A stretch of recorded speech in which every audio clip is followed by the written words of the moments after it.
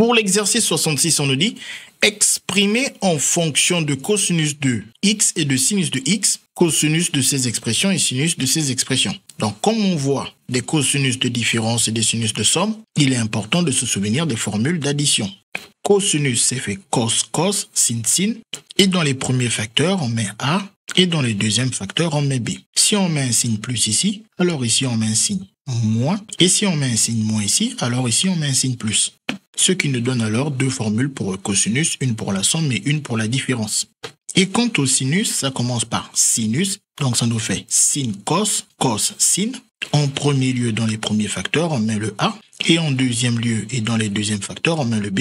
Si on a le signe plus ici, alors ici, on a aussi le signe plus. Si on a le signe moins ici, alors ici, on a aussi le signe moins. Donc, cosinus change le signe, plus devient moins, alors que sinus conserve le signe. On a toujours le même signe, moins et moins. Et comme pour le cosinus, sinus a aussi deux formules, une pour la somme et une pour la différence. Donc, pour cosinus de x moins pi sur 3, on va appliquer la deuxième formule. On sait que le cosinus, ça fait cosinus, ça recommence par cosinus et ça fait cos, cos, sin, sin. Et ensuite, on met le x en premier, puis on met le pi sur 3 en deuxième.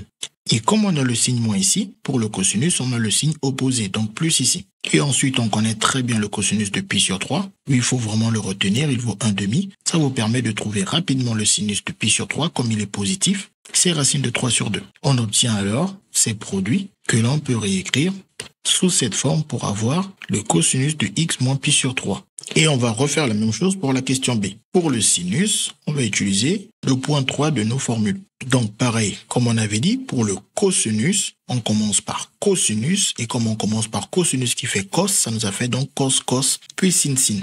Le sinus aussi c'est pareil. Pour le sinus, on commence par le sinus. Et quand on commence par le sinus, ça fait sin, cos, puis cos, sin. Et ensuite, on sait que la première valeur, c'est x, et que la deuxième valeur, c'est pi sur 3. Et lorsqu'on a un signe ici dans le sinus, c'est le même signe qui est conservé. Si on a plus, on met alors plus. Et maintenant, comme on l'a dit, il faut bien le connaître celui-là, le cosinus de pi sur 3, c'est 1/2. Et donc, par conséquent, on sait que le sinus de pi sur 3, c'est plus ou moins racine de 3 sur 2, mais comme on sait qu'il est positif, c'est racine de 3 sur 2. On rajoute alors les autres facteurs dans le produit, puis on essaie de réécrire notre somme sous une forme plus simple. On obtient ainsi la valeur du sinus de x plus pi sur 3. Maintenant, pour ceux qui ont bien suivi, ici, en fait, la question A est une question bonus. Parce que quand on remarque la question A ici, ce n'est pas pi sur 3, plutôt pi sur 4. Et donc, pour calculer le cosinus de x moins pi sur 4, cosinus, ça commence par cos, et ça nous fait cos, cos, puis sin, sin. Et ensuite, le x, il apparaît en premier lieu, et le pi sur 4, il apparaît en deuxième lieu. Ensuite, ça, il faut bien le connaître, le cosinus et le sinus de pi sur 4 sont très connus. Mais avant, on va d'abord s'occuper du signe ici. Lorsqu'on a le signe moins, le cosinus donne le signe opposé plus alors. Puis, on a dit que cosinus et sinus de pi sur 4 sont très connus. Il est super important de connaître qu'ils valent racine de 2 sur 2. Sinon, vous tapez sur la calculatrice. Et donc, on obtient cette somme de produits qu'on peut simplifier sous cette forme.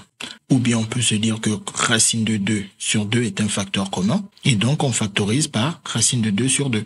Ce qui nous donne alors le cosinus de x moins pi sur 4. Donc, on a parlé de pi sur 4, on a parlé de pi sur 3. On peut en profiter pour dire qu'il est important de savoir que le sinus de pi sur 6 est 1/2. Et par conséquent, son cosinus, on sait que c'est plus ou moins racine de 3 sur 2.